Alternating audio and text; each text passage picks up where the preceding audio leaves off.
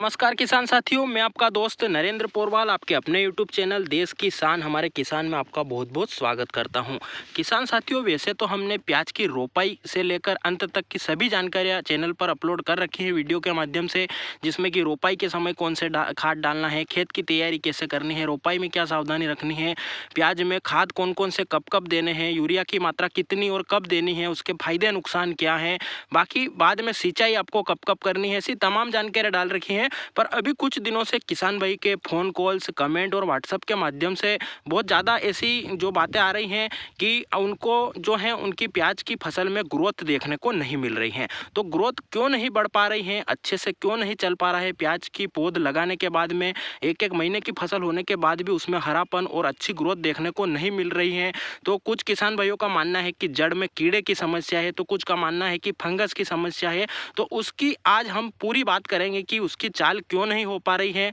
आपको जांच कैसे करनी है कि उसमें कीड़े की समस्या है या फंगस की समस्या है या और कोई सी फर्टिलाइजर की कमी उसमें है, उसके कारण उसकी ग्रोथ नहीं हो पा रही है। क्योंकि हम जानकारी के अभाव में अगर फंगस होती है और कीड़े की दवाई डाल देते हैं तो भी आपकी फसल वहीं के वहीं रुकी हुई होगी, उसमें कोई फायदा नहीं हो गया, बाकी आपने जो पैसा बर्बाद हो जाएगा। और अगर खाद की कमी है और हम फंगीसाइड और कीड़े की दवाई डालते रह जाएंगे तो भी हमारी फसल चाल नहीं चल पाएगी। और हमने सारा खाद डाल दिया और उसमें जड़ में कीड़े की समस्या या फंगस की समस्या है तो भी हमें खाद का लाभ पूरा नहीं मिल पाएगा।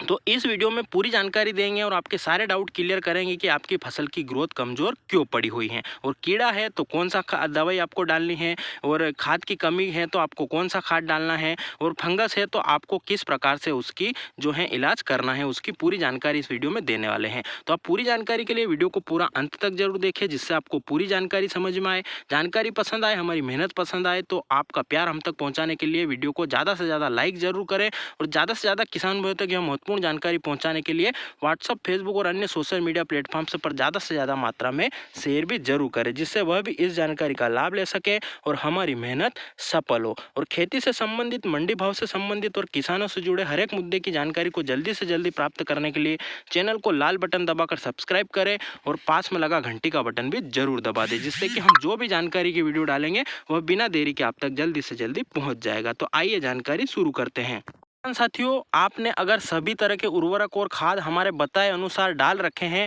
उसके बाद भी आपके प्याज की फसल में ग्रोथ अच्छे से नहीं दिख रही है, तो फिर आपको जो प्याज का पौधा है उसको उखाड़ कर देखना है। और उखाड़ के देखने के बाद में उसमें जो जड़ों में आपको कीड़े की समस्या अगर दिखती है, जैसे कि आपने जो है प्याज का पौधा इस प्रकार से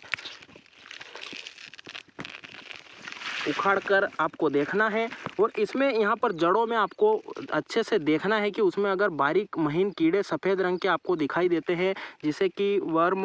अपन बोलते हैं, या जो अलग अलग भाषाओं में उन्हें अलग अलग कहा जाता है, वो जड़ के समान ही कीड़े होते हैं और उनकी जड़ों का विकास इस प्रकार से प्याज की फसल का नहीं हो पाता है। और अगर इस प्रकार से प्याज की फसल का जड़ों का विकास वह कीड़े नहीं होने देते हैं, या जो है यहाँ पर कंद को भी वह नुकसान पहुँचाते हैं और उससे सड़न पैदा होती है और फंगस भी पैदा होती हैं।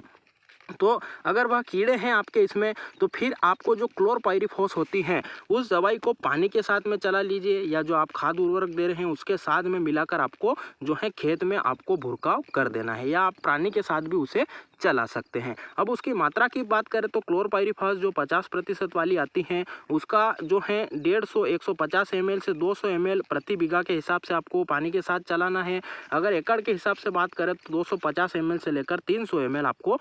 क्लोरपाइरीफॉस को खेत में चलाना है, जिससे कि कीड़ों की समस्या समाप्त हो जाएगी। उसके बाद अगर आप क्लोरपाइरीफॉस नहीं लेना चाहते तो और भी दवाई है, जैसे कि आप जो क्रिस्टल कंपनी का वोल्टेक्स के नाम से एक खाद आता है जो कि 2 किलो प्रति बीघा के हिसाब से और 3 से 4 किलो प्रति एकड़ के हिसाब से डलता है। उसमें भी 2 टेक्निकल होते हैं, थायोमेथाक्साम 0.9% उसमें होता है, और एक फिप्रोनिल 0.2% उसमें फिप्रोनिल होता है, जो कि कीड़ों पर अच्छा और लंबे समय तक रिजल्ट देता है और काफ़ी सस्ता भी वह उपाय हो सकता है और लंबे समय तक वह आपको जो दे सकता है रिजल्ट। उसके बाद तीसरे नंबर पर बात करें तो जीवर फॉर्म में एक फिप्रोनिल 0.03% आता है, जो कि रिजेंट कंपनी के जो बायर कंपनी का रीजेंट अल्ट्रा के नाम से आता है, जिसमें कि वह मात्रा होती है फिप्रोनिल की। तो वह भी आप खाद के उर्वरक के साथ में मिलाकर जो है सिंचाई कर सकते हो, जिससे कि कीड़े की समस्या बिल्कुल ही समाप्त हो जाएगी और आपका पौधा हरा भरा, स्वस्थ और अच्छी साल के साथ अच्छी ग्रोथ करने लगेगा। तो उसकी मात्रा भी आप जो अल्ट्रा लेते हो तो 2 किलो प्रति बीघा के हिसाब से लेनी है और एकड़ के हिसाब से 3 से 3.5 किलो प्रति एकड़ के हिसाब से लेनी है। और सिर्फ आप रीजेंट लेते हो जिसमें कि फिप्रोनिल 0.03% होता है और अल्ट्रा में 0.06% होता है, तो उसकी मात्रा आप 4 किलो प्रति बीघा से ले सकते हो, जिसमें कि 0.03% फिप्रोनिल होता है। तो इस प्रकार से लेकर आप अपने खेतों में कीड़ों की समस्या से निजात पा सकते हैं। अगर आपने उखाड़ कर देखा, आपके यहाँ पर कीड़ों की समस्या नहीं दिखी या कीड़ों की दवाई भी आपने पहले दे दी है, तो उसमें फिर जो किसान साथियों आप अच्छे से खाद उर्वरक आपने नहीं डाला होगा, तो जो खाद हमारे वीडियो में हमने आपको बताए हैं वो छूट गए हैं, उनका निंदाई करवा कर आप अपने खेतों में भुड़काव करें, जिसमें कि डीएपी, यूरिया, पोटास और भी अन्य पोषक तत्व और ह्यूमिक एसिड की जानकारी समय समय पर हमने आपको दे रखी है कि बेसल डोज में कौन से खाद लेने हैं, निंदाई के बाद कौन से लेने हैं। अभी सभी खाद बताएंगे तो वीडियो काफ़ी लंबा हो जाएगा, तो उन वीडियो का जो लिंक भी हम डिस्क्रिप्शन बॉक्स में दे देंगे कि प्याज में कौन कौन से खाद लगते हैं, तो वह खाद देकर आप भी अपने पौधे की जड़ें हमारे पौधे की तरह देख सकते हो। हमने आपके सामने ही अभी पौधा उखाड़ा है और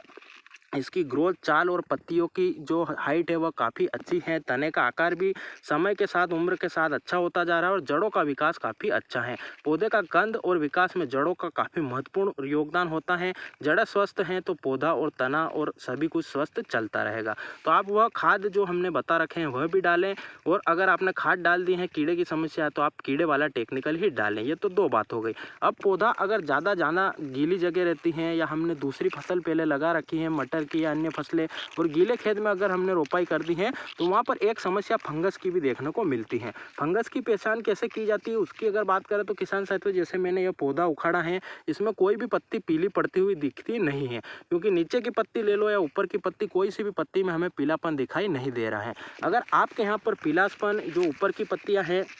उनमें नोक पीली पड़ रही हैं, या नीचे की जो 2 से 3 पत्तियां हैं वह ज़्यादा ही पीली पड़ रही हैं, तो उसमें फिर हम फंगस की समस्या मान सकते हैं। तो उसमें आपको जो है पानी के साथ आप कीटाजीन या जो अच्छे फंगीसाइड, सिस्टोमेटिक प्लस कॉन्टैक्ट फंगीसाइड आते हैं, उनको पानी के साथ में आपको ड्रेंचिंग करनी है या खाद में मिलाकर आपको उड़ाना है, या यूपीएल का साफ है उसको भी आप उर्वरक या खाद के साथ मिलाकर खेत में उड़ाकर आप उसमें सिंचाई कर सकते हो। सिंचाई में कोई सी भी दवाई देने के बाद में आपको हाथों हाथ सिंचाई करना है। जो खाद के साथ अगर आप मिलाकर डाल रहे हो तो आपको हाथों हाथ फिर सिंचाई करना है, जिससे कि उसका पूरा काम करेगी, उसकी गैस और उसकी मात्रा कम नहीं पड़ेगी। तो इस प्रकार से आप जो है फंगस का उपचार भी कर सकते हो और आपकी पौधे की चाल को अच्छा कर सकते हो। पर इन तीनों उपाय को करने से पहले आपको खेतों में जाकर देखना है कि आपके यहाँ पर रोग क्या है। अगर कीड़ों की समस्या है तो कीड़े की दवाई भी हमने बता दी है। खाद उर्वरक की कमी आपको लग रही है, आपने नहीं डाला है, तो आप हमारे वीडियो के माध्यम से देखकर आपके इसमें कौन सी कमी लग रही है वह जानकारी लेकर आप वह भी डाल सकते हो, या कमेंट में आप पूछ भी सकते हो।